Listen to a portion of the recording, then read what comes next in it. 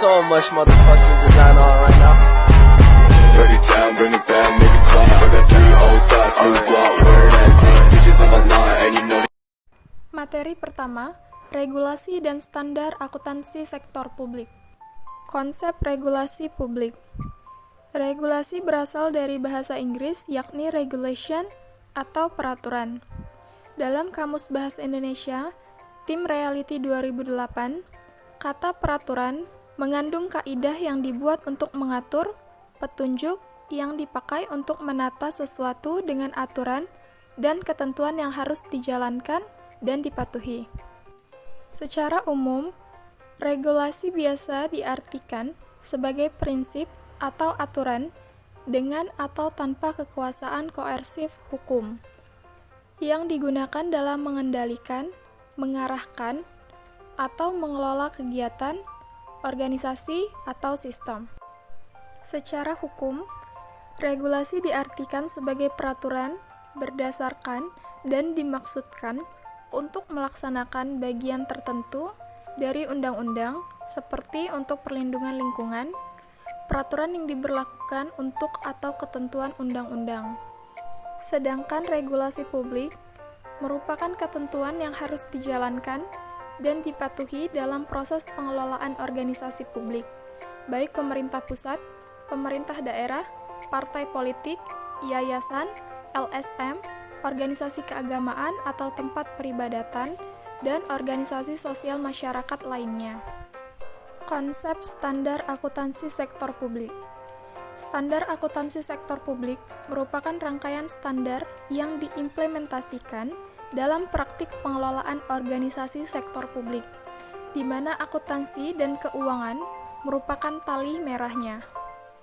Standar akuntansi sektor publik memberikan kerangka untuk berjalannya fungsi-fungsi akuntansi sektor publik, yaitu perencanaan, penganggaran, realisasi anggaran, pengadaan barang dan jasa, pelaporan, audit, dan pertanggungjawaban publik.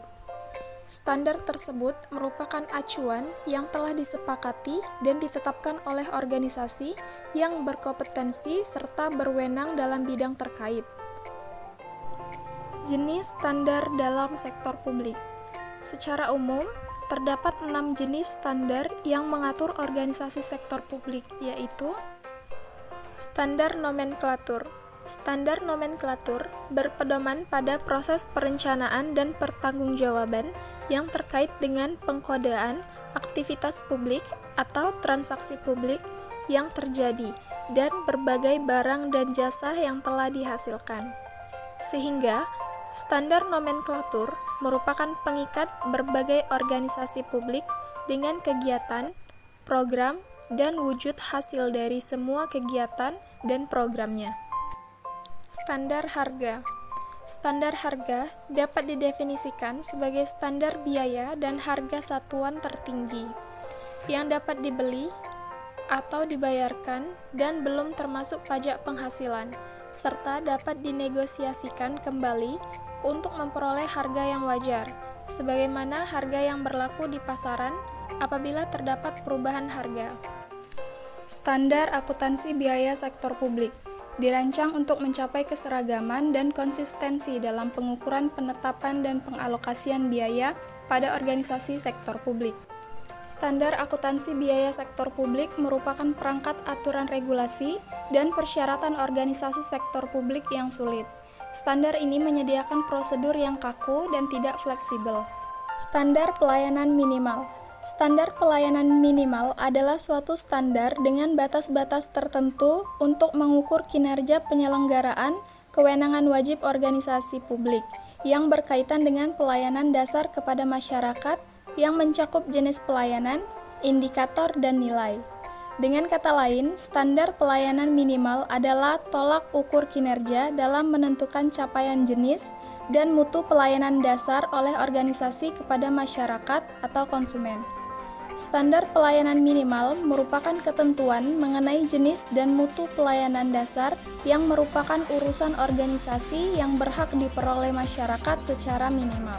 Standar akuntansi keuangan sektor publik adalah pedoman untuk praktik akuntansi keuangan yang digunakan oleh organisasi sektor publik.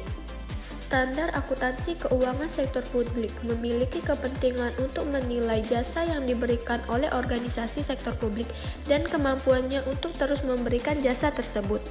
Audit yang diselenggarakan atas kegiatan organisasi sektor publik dapat dibagi menjadi: yang pertama, audit keuangan, yang kedua, audit kinerja, dan yang ketiga, audit untuk tujuan tertentu. Pada setiap audit, penetapan tujuan untuk menentukan jenis audit yang dilaksanakan, serta standar audit yang harus diikuti oleh auditor merupakan awalan. Siklus penyusunan standar akuntansi sektor publik. Yang pertama, siklus penyusunan standar nomenklatur. Yang kedua, siklus penyusunan standar harga. Ketiga, siklus penyusunan standar akuntansi biaya organisasi sektor publik. Yang terakhir, siklus penyusunan standar pelayanan minimal. Audit dapat dikelompokkan ke dalam 3 jenis, yaitu yang pertama audit operasional, yang kedua audit kepatuhan, dan yang ketiga audit laporan keuangan. Audit operasional.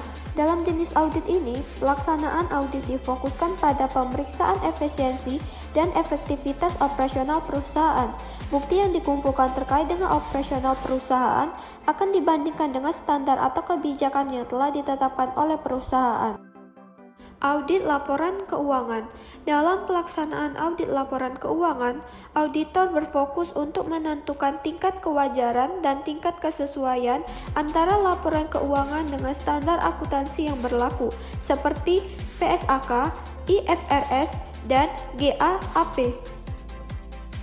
Audit investigatif adalah serangkaian kegiatan mengenali, mengidentifikasi, dan menguji secara detail informasi dan fakta-fakta yang ada untuk mengungkap kejadian yang sebenarnya dalam rangka pembuktian untuk mendukung proses hukum atas dugaan penyimpangan yang dapat merugikan keuangan suatu entitas.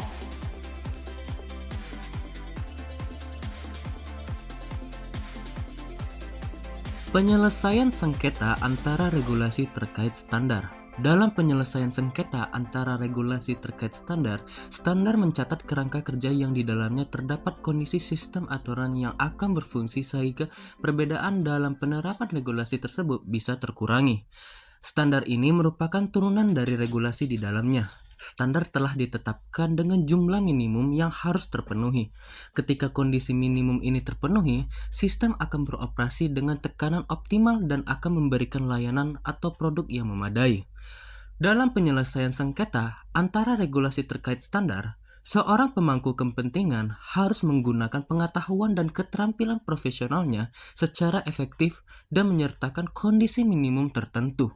Menurut fungsinya, sebuah standar minimum diperlukan sebagai pengaturan sebuah tingkat kualitas di mana output apapun yang berada di dalam standar dianggap tidak layak. Selanjutnya, contoh standar akuntansi sektor publik. Contoh standar nomenklatur di Indonesia. Nomenklatur di dalam Peraturan Menteri Keuangan Nomor 91 PMK Nomor 5 2007 tentang bagan akun standar dan Peraturan Menteri Dalam Negeri Nomor 13 2006, nomenklatur didefinisikan sebagai daftar perkiraan buku besar yang telah ditetapkan dan disusun secara sistematis untuk memudahkan perencanaan, pelaksanaan, anggaran, serta pertanggungjawaban dan pelaporan keuangan pemerintahan pusat, serta memudahkan dalam pemeriksaan dan pengawasan. Penomoran nomenklatur terdiri dari organisasi atau unit organisasi, fungsi-fungsi, program kegiatan, subkegiatan, komponen, dan output serta kode perkiraan atau akun dari laporan keuangan. Selanjutnya, contoh standar harga. Contoh penyusunan standar harga bisa dilakukan dengan metode harga perkiraan sendiri atau yang biasa disingkat dengan HPS. Perhitungan HPS dapat dilakukan oleh seorang konsultan, pihak perencanaan dari instansi penggunaan barang atau jasa serta panitia pengadaan, pelelangan, pemilihan langsung, dan penunjukan langsung. Selanjutnya, contoh standar akuntansi biaya organisasi sektor publik. Salah satu cara dalam penyusunan standar akuntansi biaya adalah menggunakan scanning information request dan kontra dengan biaya reimburse atau subkontak. Meskipun terdapat berbagai pengecualian, berikut adalah contoh standar akuntansi biaya organisasi sektor publik. Selanjutnya, contoh standar pelayanan minimal. Teknik untuk menentukan standar pelayanan minimal terdiri dari 3 unsur dasar untuk meningkatkan layanan untuk pelanggan. 3 unsur tersebut adalah yang pertama, penelitian atau riset terhadap kebutuhan atau layanan yang sedang dibutuhkan oleh pelanggan. Yang kedua, menetapkan standar. Dan yang ketiga, merubah cara dalam melakukan bisnis. Selanjutnya, contoh standar akuntansi sektor publik. Yang pertama ada IFRS atau PSAK IFRS. Yang kedua ada SAP atau standar akuntansi pemerintah. Yang ketiga ada SAK ETAP. Yang terakhir ada PSAK syariah.